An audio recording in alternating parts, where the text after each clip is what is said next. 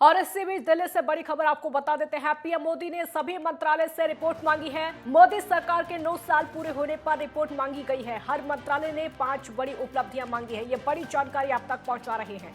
हर मंत्रालय से 5 बड़ी उपलब्धियां मांगी गई हैं। प्रधानमंत्री नरेंद्र मोदी ने सभी मंत्रालय से रिपोर्ट मांगी है। मोदी सरकार के 9 साल पूरे होने पर रिपोर्ट मांगी गई है। मोदी सरकार के 9 साल पूरे और उसको लेकर सभी मंत्रालय से रिपोर्ट मांगी गई है। हर मंत्रालय से 5 बड़ी उपलब्धियां मांगी गई है। आखिरकार कौन कौन से वो काम जो कि मंत्रालय ने अलग अलग मंत्रालय ने कराए हैं, देश के लिए कराए हैं, वो 5 बड़ी उपलब्धियां कौन सी हैं और इसी को लेकर हर मंत्रालय से रिपोर्ट मांगी गई है। आप देखना होगा कि कौन से मंत्रालय से कौन सी रिपोर्ट दी जाती है।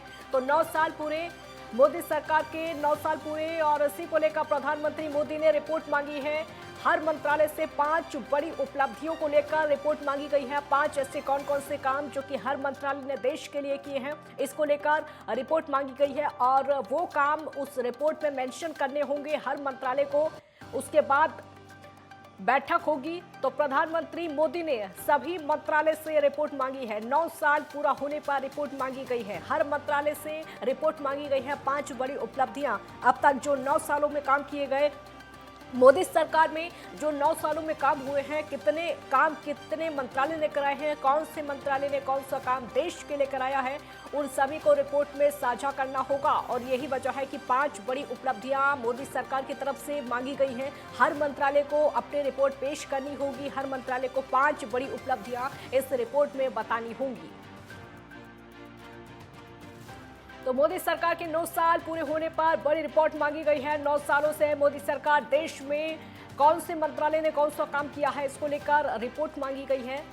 प्रधानमंत्री खुद इस रिपोर्ट को देखेंगे। क्या कौन से मंत्रालय ने काम किया है उसको देखा जाएगा। हर मंत्रालय को रिपोर्ट देनी होगी, अपने काम का ब्यौरा देना होगा, कितना काम किया है या फिर कितना काम शुरू किया है, अगर शुरू किया है तो कितनी गति से काम चल रहा है, वो सब कुछ इस रिपोर्ट में देना होगा। राजकुमार चौधरी वरिष्ठ संवाददाता हमारे साथ जुड़े हैं फोन लाइन पर ज्यादा जानकारी के लिए। राजकुमार, 9 साल पूरे होने को है मोदी सरकार की और यही वजह है कि हर मंत्रालय से रिपोर्ट मांगी गई है। उपलब्धियां गिनानी है 5-5। जी काजल, क्योंकि देश के प्रधानमंत्री और भारतीय जनता पार्टी के वरिष्ठ नेताओं में शुमार प्रधानमंत्री नरेंद्र मोदी का काम करने का अपना एक अलग तरीका है। बड़े और कठोर निर्णयों के लिए वो जाने जाते हैं। अगर इतिहास के पन्नों को पलटें तो पिछले 9 वर्षों में कई निर्णय ऐसे रहे हैं कि जिसके बारे में विरोधी सोच भी नहीं सकते थे। और इसी बात को दृष्टिगत रखते हुए, क्योंकि 9 साल पूरे हो रहे हैं, तो जवाबदेही बनती है उन लोगों की भी जो उनके साथ चल रहे हैं। उन मंत्रालयों में जो योजनाएं चल रही हैं, उन योजनाओं की क्या स्थिति है। और 5-5 उपलब्धियां इसलिए मांगी गई हैं कि वो 9 साल में जो मंत्रालय है, क्योंकि अगर बात की जाए तो पहले 5 साल और बहुत सारे मंत्री ऐसे हैं कि जो 9 वर्षों से प्रधानमंत्री नरेंद्र मोदी की टीम में हैं, तो उनसे बिल्कुल स्पष्ट तौर पे ये कहा गया है कि आप अपनी अपनी 5 उपलब्धियां बताइए और उसको जनता के बीच में रखना है। क्योंकि 2024 के लोकसभा के जो चुनाव हैं, उनसे इस पूरे मसले को, इस रणनीति को पूरा जोड़ के देखा जा रहा है। क्योंकि राजकुमार, ये बहुत ज्यादा जरूरी भी हो जाता है जनता के सामने अगर हर मंत्रालय की उपलब्धियां आएंगी कि कौन से मंत्रालय ने कौन सा काम किया है देश के लिए। अगर काम हो रहा है तो वो कितनी गति से हो रहा है, क्योंकि ये सब कुछ पब्लिक डोमेन में आना जरूरी है। देखिए काजल, लोकतंत्र में अगर बात की जाए तो हम हिंदुस्तान दुनिया का सबसे बड़ा लोकतंत्र है। बिल्कुल। और यहाँ जनता ही जनार्दन है। अंतिम पायदान पर खड़े हुए व्यक्ति को भी वही लाभ मिलना चाहिए जो लाभ एक जिम्मेदार व्यक्ति को मिलता है। जितना संसाधन, जितने इंफ्रास्ट्रक्चर जिसको मजबूत किया जा रहा है, उसके पीछे जो रणनीति है वो रणनीति यही है कि देश का हर व्यक्ति समृद्ध हो, हर व्यक्ति सक्षम हो, ताकि हम महाशक्ति बनने की ओर अग्रसर हों। और जो आपका मूल सवाल है, उस मूल सवाल में बिल्कुल निश्चित तौर पर ये छिपा हुआ है कि कितना पैसा किस मंत्रालय से कहाँ किस स्तर पर खर्च हुआ। और टॉप 5 बड़ी योजनाएं हैं, उन योजनाओं की इस समय क्या स्थिति है और 9 साल में हम कहां से चल के कहां पहुंचे हैं। ये एक रिपोर्ट कार्ड, एक जनता के बीच में रिपोर्ट कार्ड दिया है। क्योंकि जो जनता के टैक्स का पैसा है, उसी से देश चलता है। और ये उसी रणनीति के तहत है ताकि आम आदमी को ये बताया जा सके, आम आदमी तक ये मैसेज किया जा सके कि हमने 9 वर्षों में ये उपलब्धियां देश के लिए की हैं।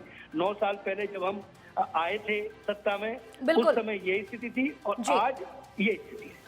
क्योंकि होता ये है राजकुमार की मंत्रालय की तरफ से योजनाएं बना दी जाती है, लेकिन हर व्यक्ति तक उसका लाभ नहीं पहुंच पाता है। जो जैसा कि आपने कहा, जो पहले नंबर पर है या फिर जो लाइन के लास्ट में लगा हुआ है, वो जो लाइन के लास्ट में है उस व्यक्ति तक हर योजना का लाभ नहीं पहुंच पाता है। तो ये रिपोर्ट सार्वजनिक करनी बहुत ज्यादा जरूरी हो जाती है कि अगर आपने योजना चलाई है तो लाभ पहुंचा कहां तक है उसका। बिल्कुल काजल, अगर हम एक बहुत महत्वपूर्ण योजना की बात करें, क्योंकि अभी मैं जिस जगह पे खड़ा हुआ हूँ उसके सामने एक बैंक है और एक प्रधानमंत्री मुद्रा योजना की अगर बात करें तो प्रधानमंत्री मुद्रा योजना ये कहती है कि जो व्यक्ति सक्षम है, जिसके पास स्किल है, वो बैंक में आए, आके अपना प्रोजेक्ट रखे और उस प्रोजेक्ट को वेरीफाई करने के बाद बैंक उसे लोन देगा ताकि वो समृद्ध हो सके। इस तरीके की तमाम ऐसी योजनाएं हैं जिन योजनाओं का लाभ एक आम आदमी लेमैन है, जो सपने देखता है, उन सपनों को साकार करने के लिए उसे आगे बढ़ना होता है और उसके पास पैसा नहीं है। तो ये प्रधानमंत्री मुद्रा योजना जो बनाई गई है वो केवल इसीलिए बनाई गई है कि जिस आदमी के पास स्किल है और उसके पास संसाधनों के लिए पैसा अगर नहीं है तो बैंक के पास जाए, बैंक उसको वेरीफाई करेगा और एक छोटी सी गारंटी के तहत वो लोन जो है वो दे दिया जाएगा। जब पैसे, मतलब अगर आप कुछ करना चाहते हैं तो सरकार आपके साथ खड़ी हुई दिखे। अटल पेंशन योजना की बात करें, तमाम तरह की इतनी योजनाएं जो सरकार ने चलाई हैं, अब वो वित्त मंत्रालय की योजना है, तमाम जो मंत्रालय हैं, जिन मंत्रालयों ने, अगर हम इस समय अगर एक्सप्रेसवे और सड़कों के अगर संसाधन की बात करें तो एक जाल पूरे देश में बिछा है और जो दूरियां हैं वो दूरियां कम हो रही हैं। एक समय था कि हम देहरादून और उत्तराखंड के तमाम जो दुर्गम इलाके थे उनमें जाने की सोचते थे, लेकिन आज हम फर्राटे से सुबह जाकर शाम, लखनऊ की बात कर लें कि नोएडा से अगर नोएडा को अगर केंद्र बनाकर देखें तो यहाँ से तकरीबन 550 किलोमीटर की दूरी पर प्रदेश की राजधानी है। आदमी सुबह जाकर अपनी गाड़ी से सुबह जाकर और शाम तक वापस लौट सकता है। तो ये जो संसाधन है, ये संसाधन खड़े किए जा रहे हैं और ये उपलब्धियां हैं। इन उपलब्धियों को ही जनता के सामने रखने के लिए ये रणनीति बनाई गई है और इसी रणनीति को देख के फिर एक बार जरूर निश्चित तौर पर स्पष्ट करना जरूरी हो जाता है कि अंतिम पायदान पर खड़े हुए व्यक्ति को लाभ मिलना चाहिए। शुक्रिया राजकुमार इस पूरी जानकारी के लिए। तो प्रधानमंत्री नरेंद्र मोदी ने सभी मंत्रालय से रिपोर्ट मांगी है। 9 साल पूरे होने पर 5 बड़ी उपलब्धियां हर मंत्रालय को बतानी होंगी जो कि जनता के लिए काम किए गए हैं। एक ब्रेक यहाँ पर